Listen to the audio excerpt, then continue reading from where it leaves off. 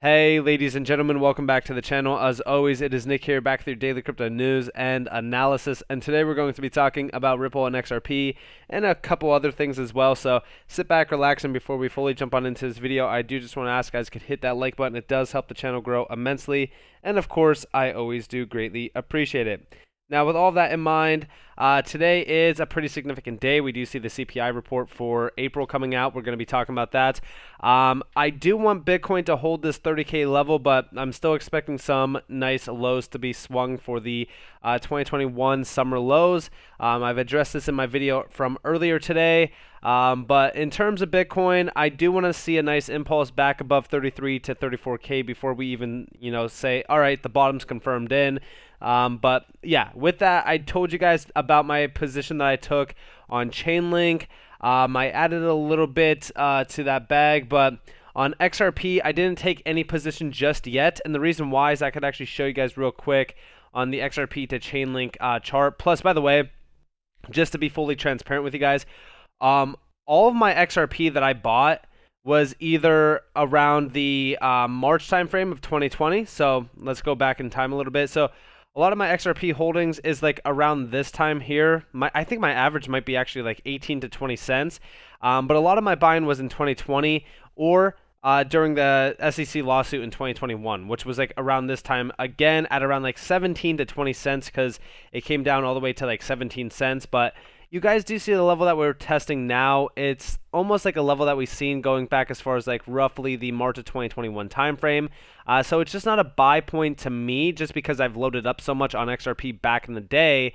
But Chainlink at $8 to me was something that I just could not ignore because if you look at the overall chart on the all-time chart, you see the level that we tested was going all the way back to roughly like September of 2020. So and by the way, it was almost like a level that we've seen going back as far as like July of 2020 as well. So the ROI on Link was just more significant to me on the short term because, again, XRP is usually last to run anyways. So I figured let's see where this position goes and let's see what happens. So just to give you guys that transparency there, you guys have it. Now, I do want to talk to you guys about something pretty significant, and that is Coinbase. So we do see here, get your coins off exchanges. I tweeted this out. I said, I have always told you guys that these exchanges own those assets unless they are locked in cold storage. Yes, the link below is a referral link, but just go to Ledger and do yourself a favor and own your crypto.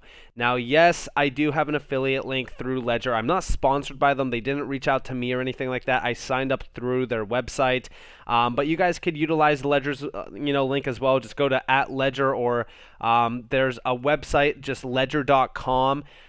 Just make sure that you're getting it through their website. And it's not because I want to support them. It's because if you buy a Ledger off of Amazon or any third-party seller, it could be tampered with. We've seen that happen from Amazon. But the reason why I'm saying this and the reason why I'm talking about it, and by the way, just so you guys know, I like, for an example, I'm not like sponsored by them. I actually just support their products because I utilize their products on a day-to-day basis. But this is because we do see here, new disclosure in today's Coinbase 10Q. In the event of a bankruptcy, customers could be treated as our general unsecured creditors. This is from their article themselves. And it says, get your Bitcoin off of exchanges. But look at this. This is actually pretty significant. Moreover, because custodially held crypto assets may be considered to be the property of a bankruptcy estate, in the event of a bankruptcy, the crypto assets we hold in custody on behalf of our customers could be subject to bankruptcy proceedings, and such customers could be treated as our general unsecured creditors. This is something pretty significant. And of course, Brian Armstrong talked about it. He's saying, your funds are safe at Coinbase, just as we've always, been. I don't know. I mean, I just don't trust these exchanges to be holding my, money on anyways. These exchanges get hacked. They go down at critical times. I just feel safer having it in cold storage. Of course, you do not need to go buy one. I'm just telling you guys, this is exactly how I hold most of my crypto, or at least the crypto that I can. For an example, like Casper's locked on Uphold. I hate to see it, but hey, it is. But I just figured I would let you guys know. And plus, Ledger is supported by massive amounts of individuals. I mean, it's one of the most trusted cold storages out there. If you guys want to go check it out, like I said, ledger.com, or you guys could utilize my referral link. It's down in the description below and also in the comments below. But now I also want to talk to you guys a little bit about why Coinbase is basically, talking about bankruptcy. They have reported a net loss of $430 million for Q1 of 2022. That is pretty significant. And their NFT platform has not been that successful either, from what I've seen. So I thought that was interesting to also share. But now I do want to show you guys this. So talking about the Fed, talking about things happening around crypto and even stocks, I think that right now is the time to really address what is happening and really talk about where the Fed is really kind of positioned at to take control of inflation and things like that. But listen closely to this sort of segment now. This is from CNBC, but we do see here mathematically the Fed is full of, whatever. They will be forced to reverse course sooner than later. And then again, when we talk about that, I've mentioned multiple things. So first off, they will either have to, one, print, two, hold Bitcoin reserves. And now that is something that I've talked about a little bit, where they would have to offset some sort of inflationary way of going into, one, digital assets and actually holding digital assets, which would be extremely bullish for crypto. I don't suspect that that is going to be a high percentage option, but it could definitely be something that we look into. Or three, we will push into a recession, because Jerome Powell even mentioned himself that, hey, if we have to welcome in a recession in order to combat inflation, then he welcomes it. But listen close to this, guys. We've added over $8 trillion in debt, so there's no way mathematically the system can actually handle these type of yields at this point. That's why I think this whole notion that the Fed is going to raise rates 10, 11, 12 times to get the Fed funds rate of 3% is not realistic, simply because from a mathematical point of view. That's where I'm at. So how far do they go, do you think? Well, if you look at the long-term trend, it's been a show of lower highs and lower highs over the last 30 years. And the reason for that is because of precisely of the debt. So each time they raise, they get to a point, everything falls apart, and then they're forced to cut again because a recession comes about. And the long-term trend on that chart basically says, 1.75, maybe 2.25 or something is the most they can get to if they're lucky. That's the trend. And they have to prove to me that they can do anything else beyond that. So my view is what the market needs right now to stabilize is to see a sustained reversal in that 10-year from below 3.2%. The Fed may be meeting them somewhere in the middle and then stop and pause. And that would be kind of the pivot, and that would be maybe the bullish outcome out of all of this. But it's critical that happens fairly quickly, otherwise we continue to have downside risk. So, yeah, I mean, honestly, the Fed needs to reverse course at some point in time. They can't keep trying to, uphold the economy and say everything's fine. They cannot ignore it anymore, right? So I foresee action being taken here soon. I don't know if it's going to happen in this month or not. We can only speculate so much, but April's CPI report is expected to show inflation has already peaked. I mean, I doubt that, right? We all know that inflation has not peaked, but they're expecting to see the April CPI report show that inflation is actually now falling. It's topped out. I just think that this is funny. Let me know what you guys think about this, because we know that inflation as a whole is far greater than the 8.5% that they let on. And we do see here investors are eyeing what could be a pivotal consumer price index report for April, anticipating that the data shows inflation has already reached its height. Economists warn the prices could remain elevated. The issue is how fast inflation could decline when it comes to determining how the Federal Reserve will respond with interest rate hikes. CPI is expected to rise 0.2% in April, or 8.1% on an annualized basis. That's compared with a 1.2 monthly increase, or an 8.5% gain year over year in March. Now, I think that this is going to be something pretty interesting.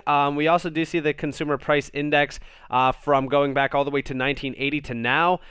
Things look pretty interesting, but again, I don't know. When we take a look at inflation as a whole, I think that we really need to address the fact that, one, a lot of these numbers are just made up. Like the 8.5% inflation rate, we know it's far greater. In fact, I've said that it could be 20+%. I mean, gas and rent is up 50%. I've said this so many times. Compared to 8.5% inflation, there's no way. So I'm very excited to see this come out. I think that today is going to be a very important day to watch this. Specifically, today should be very important to watch not only the CPI report get released, but also to see the impulse that happens in the financial markets, specifically around the indices and also, again, Bitcoin. Now, let's talk about XRP. So I seen the Bearable Bull actually retweet this. But it's the IMF talking about cross-border payments and the transition into again faster and cheaper payments. Listen closely to this. This actually was very interesting because it really kind of summed up everything around what Ripple is trying to do. So let me start with state-of-the-art equipment, new technologies. In our discussion today, we heard many examples of sending money across borders that is nearly instantaneous and costless. And this is where I want to recognize the BIS Innovation Hub in partnership with many central banks, including the Swiss National Bank, for advancing the deployment of these technologies. A central component of the pilots is public infrastructure. It doesn't mean we don't want private innovation, but there has to be the certainty and the trust foundation that a public infrastructure provides. This involves digital platforms that facilitate communication, regulatory compliance, competition among payment providers, and essentially settlement of transactions across borders. So here is an example. My bank in Washington can take $10 from my account, digitalize it in a token, send the $10 to Thomas here in Zurich. Now, isn't that funny, right? We're talking about costless, and she's talking about settlement. Settlement is the big key here. So instant settlement in 3 to 5 seconds is exactly what I've been addressing in terms of XRP's. I would say that is probably XRP's most important factor.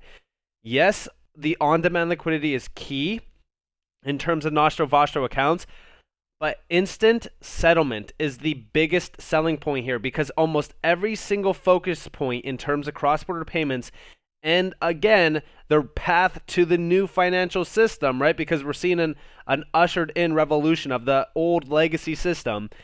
They are focusing on cross-border payments as a whole. Now, what she just described at the end there, right, where she was talking about her bank in Washington, tokenizing essentially, that $10 and pushing it over to another bank. That is exactly what Ripple's diagram in terms of how they utilize XRP with on-demand liquidity through cross-border payments, how it works. And isn't that funny how we are seeing a major shift in the markets towards something like this? When we know, again, this entire payment structure already exists right now in this market. I think that's pretty interesting. But also, we've seen, shout out to Digital Perspectives here, this is from Moha Loop themselves, global interoperability for remittances. The world is moving into real-time instant settlement, and it will be here in the not-too-distant future. Listen closely to this. The world is moving towards real-time settlement, and now, with the advent of central bank digital currencies, it will become reality in the not too distant future when no liquidity will be required to be positioned in a receive market ahead of time. I also love the fact that we're hearing no liquidity will need to be involved. Again, we know exactly what on-demand liquidity means, and that would essentially make that a realistic view. So listen closely for the next part of this. An open regulated global payment internetwork sits above all existing networks and will pass through account addressing and tokenized compliance to all existing and new regulated payment networks. All data will be encrypted and no data will be stored. This is not designed to replace any existing networks. The goal is to connect all existing and new networks to form one global inter-network. And also, this is exactly what I've been addressing, right?